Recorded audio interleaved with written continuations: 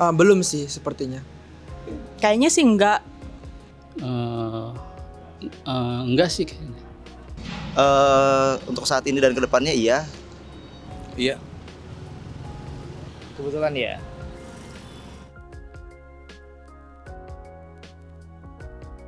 Tidak pastinya, karena saya merasa bahwa sebagai generasi itu terlalu membebankan.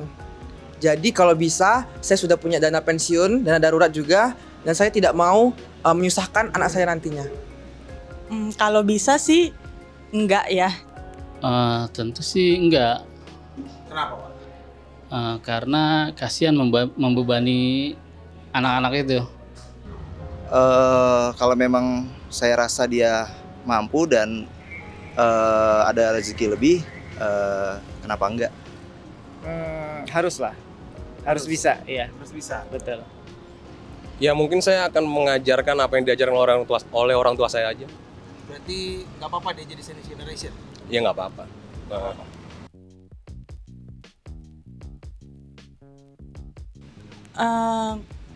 Kalau bisa jujur, mungkin menurutku kita sebagai anak itu bukan dana pensiunnya orang tua. Buat orang tua? Ya. Buat orang tua, ya tunggu saya sampai saya sukses deh. Terima kasih sudah mengajarkan banyak hal positif dalam hidup saya. Ya, mungkin inilah yang terbaik ketika kita akan memberi yang terbaik buat orang tua. Oke. Sebenarnya apa sih sandwich generation itu? Sandwich generation, mungkin kalau ngelihat kata ini harusnya dari katanya sendiri udah bisa diartiin sih. Sandwich itu kan kalau kita bayangin itu ada tumpukan ya, ada roti, ada sayur, ada daging. Nah, sandwich generation ini adalah generasi-generasi yang terhimpit di antara dua generasi sebelum dan setelahnya nih. Jadi maksudnya apa? Dia harus membiayai generasi di atasnya, yaitu orang tuanya, sambil dia juga harus membiayai generasi di bawahnya, yaitu anak-anaknya. Gitu. Nah, makanya generasi yang menanggung beban dari atas dan dari bawah atau terhimpit ini disebutnya adalah sandwich generation. Gitu. Oke. Kata sandwich generation itu tuh asal mulanya dari mana sih? Nah, asal mulanya kalau dibaca-baca, itu pertama kali diperkenalkan istilah ini tuh di tahun 1981. Jadi udah agak lama ya sebenarnya istilah ini, dan pertama kali diperkenalkan oleh salah satu profesor dari Amerika, itu namanya Dorothy Miller. Teman-teman bisa cari deh, itu dia pertama kali menyebut istilah sandwich generation. Gimana sih caranya memutus rantai sandwich generation? Memutus rantai sandwich generation. Nah, sebenarnya pertanyaannya adalah gimana sih supaya kita nggak jadi beban buat anak kita. Nah, jawabannya adalah yang pasti adalah kita harus mengumpulkan dana pensiun nomor 1.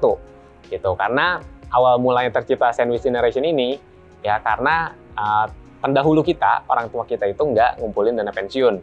Otomatis ketika dia udah nggak produktif lagi, kita sebagai anaknya, generasi di bawahnya itu harus menanggung. Ya, jadi kalau kita nggak mau meneruskan tren ini ke anak-anak kita, ya kita nggak mau anak kita tuh jadi seorang ataupun orang yang harus menanggung biaya hidup kita, ya kita harus ngumpulin dana pensiun, gitu. Nah, sedangkan kita tahu dana pensiun itu nggak murah, ya kan, bisa sampai bermiliar-miliar. Nah, karena itu pentingnya investasi supaya kita bisa mengumpulkan dana pensiun, pada akhirnya kita nggak bikin anak-anak kita tuh jadi sandwich generation. Jadi cara memutusnya adalah dengan berinvestasi, salah satunya adalah mengumpulkan dana pensiun. Kasih dong Karyawan tips untuk para sandwich generation yang nonton di rumah. Oke, tips buat sandwich generation yang pertama adalah terima dulu keadaan kalau kita tuh sandwich, ya jangan akhirnya kita malah menolak dan akhirnya membuat kita stres dan lain-lain. Karena memang sih pasti keadaan ini bikin stres. Tapi yang bisa kita lakukan adalah satu, nerima. Yang kedua adalah jangan lupa untuk kita ngelakuin budgeting. Ya, karena tujuannya buat apa? Biar tahu berapa sih sebenarnya dari pendapatan kita yang kita porsikan buat ngasih ke orang tua, buat biaya hidup kita gitu ya, keluarga dan juga anak gitu ya. Itu harus dibuat udah mutlak.